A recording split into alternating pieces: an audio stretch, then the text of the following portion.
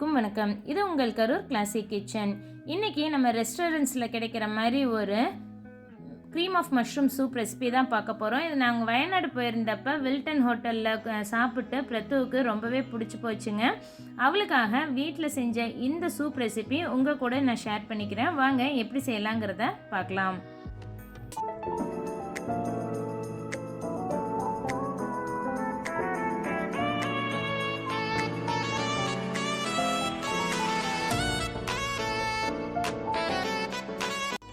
ஒரு பேனில் 50 கிராம் அளவுக்கு வெண்ணெய் சேர்த்திக்கோங்க. நான் இன்றைக்கி அன்சால்டட் பட்டர் எடுத்திருக்கேன்.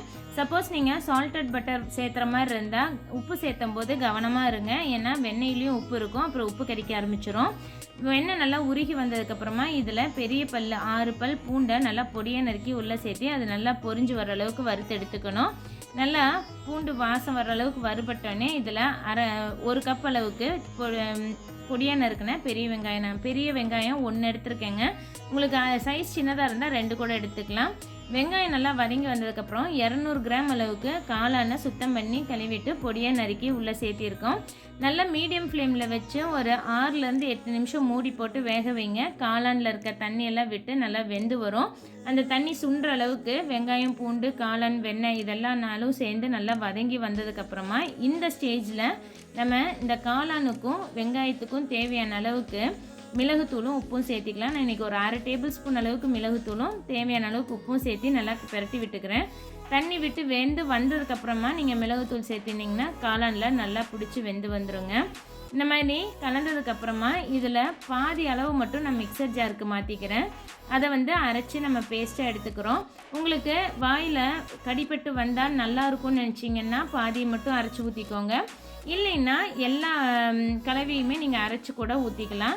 இப்போ நான் பாதியை மட்டும் அரைச்சி வதக்கி வச்சுருக்கிற மீதம் இருக்கிற வெங்காயம், காளான் கூட சேர்த்திட்டு இதுக்கு 1/2 கப் மெஷரிங் கப்பில் 1/2 கப் அளவுக்கு தண்ணியை மிக்ஸியை ரின்ஸ் பண்ணி உள்ளே ஆட் பண்ணிக்கிறோம்.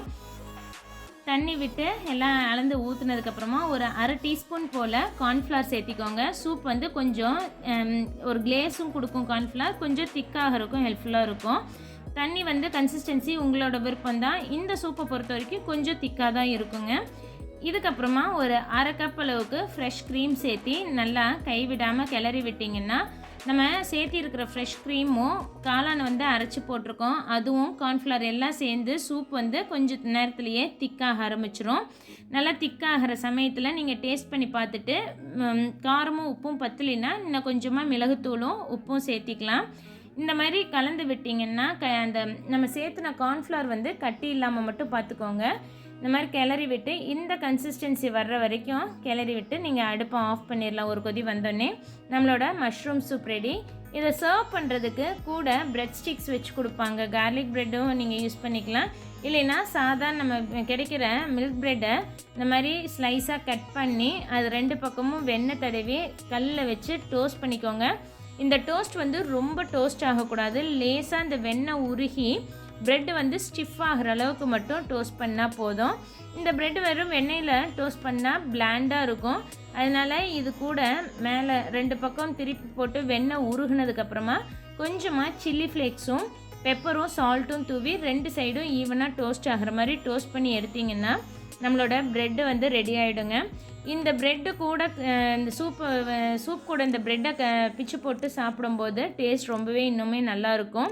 ஹோட்டலில் இப்படி தான் அவங்களும் டோஸ்ட் கொடுத்தாங்க.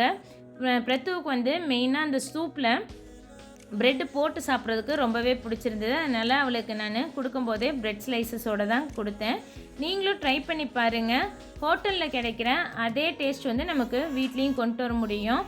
இந்த சிம்பிளான இன்க்ரீடியன்ஸ் வச்சு சீக்கிரம் செய்யக்கூடிய இந்த க்ரீம் ஆஃப் மஷ்ரூம் சூப் ஹோட்டலில் பயங்கர காஸ்ட்லி தான். வீட்டில் செய்யும்போது அந்தளவுக்கு நமக்கு செலவாகாது. குவான்டிட்டியும் நமக்கு வேணுங்கிற அளவுக்கு செஞ்சுக்கலாம். இந்த நான் சொன்ன அளவில் நீங்கள் சூப் செய்யும்போது 2 பெரியவங்க ஒரு ஃபுல் பவுல் குடிக்கிற அளவுக்கு நமக்கு குவான்டிட்டி கிடைக்கும். கடைசியாக மேலே கொஞ்சம் ஃப்ரெஷ் க்ரீம் விட்டு டெக்கரேட் பண்ணி நீங்கள் சர்வ் பண்ணலாம். தேவைன்னா சால்ட் அண்ட் பெப்பர் கூட சாப்பிடும்போது ஆட் பண்ணிக்கலாம். இது சூடாக சாப்பிடும்போது ப்ரெட்டு கூட கலந்து சாப்பிடும்போது ரொம்பவே டேஸ்ட்டாக இருக்குங்க. குழந்தைங்கள்லேருந்து பெரியவங்க வரைக்கும் கண்டிப்பாக விரும்பி சாப்பிடுவாங்க. உங்கள் வீட்டு குழந்தைங்களுக்கு வாயில் வெங்காயம், காளான்லாம் வர வேண்டாம்னு நினச்சிங்கன்னா வணக்கின எல்லாமே அரைச்சி க்ரீமாக அரைச்சி ஊற்றி நீங்கள் சூப் செய்யலாம். அதுவும் டேஸ்ட் நல்லாயிருக்கும். இது சாப்பிடும்போது வாயில் காளான் வெங்காயம் கடிச்சிட்டு சாப்பிடும்போது ஒரு சிலருக்கு பிடிக்கும். அதனால் உங்கள் விருப்பத்துக்கு நீங்கள் 2 மெத்தட்லேயுமே ட்ரை பண்ணி பார்த்துக்கலாம். சர்வ் பண்ணால் ப்ரெட்டு வச்சு சர்வ் பண்ணிவிட்டு சாப்பிடும்போது இந்த மாதிரி ப்ரெட்டை வந்து உள்ளே கட் பண்ணி போட்டு ப்ரெட்டோட சூப் சாப்பிடும்போது டேஸ்ட் ரொம்பவே நல்லா இருந்தது. நீங்களும் ட்ரை பண்ணி பாருங்கள். Restaurant style cream of mushroom soup நம்மளும் வீட்டில் செய்ய முடியும். குவிக்காக இதோட நியூட்ரிட்டிவ் வேல்யூ பார்த்தரலாம். நான் 200 கிராம் அளவுக்கு காளான் எடுத்து ஒரு பெரிய வெங்காயமும் கொஞ்சமாக வெண்ணெய் பூண்டு சேர்த்து செஞ்ச இந்த சூப் வந்து 2 பெரியவங்க தாராளமாக குடிக்கிற அளவுக்கு நமக்கு குவான்டிட்டி கிடைக்கும். நான் இங்கே உங்களுக்கு ஷேர் பண்ணியிருக்கிற வேல்யூஸ் பார்த்திங்கன்னா ஒரு போர்ஷனுக்கு உண்டான நியூட்ரிட்டிவ் வேல்யூஸ் தான் இங்கே ஷேர் பண்ணியிருக்கேன். யூஸ்ஃபுல்லாக இருந்ததுன்னா இந்த வீடியோவை லைக் பண்ணிவிட்டு உங்கள் ஃப்ரெண்ட்ஸ் கூடயும் ஷேர் பண்ணுங்கள். மறக்காமல் உங்கள் வேல்யூபிள் கமெண்ட்ஸ் எனக்கு போஸ்ட் பண்ணுங்கள். இது வரைக்கும் எங்கள் சேனலுக்கு சப்ஸ்கிரைப் பண்ணாமல் பார்த்துட்டு இருந்தீங்கன்னா சப்ஸ்கிரைப் பண்ணிவிட்டு கூடவே பக்கத்தில் இருக்க பெல்லில் ஆளுங்கிற ஆப்ஷன் கிளிக் பண்ணி வச்சுக்கிட்டிங்கன்னா எந்த ஒரு வீடியோவும் மிஸ் பண்ணாமல் பார்க்க முடியும். தேங்க்ஸ் ஃபார் வாட்சிங்.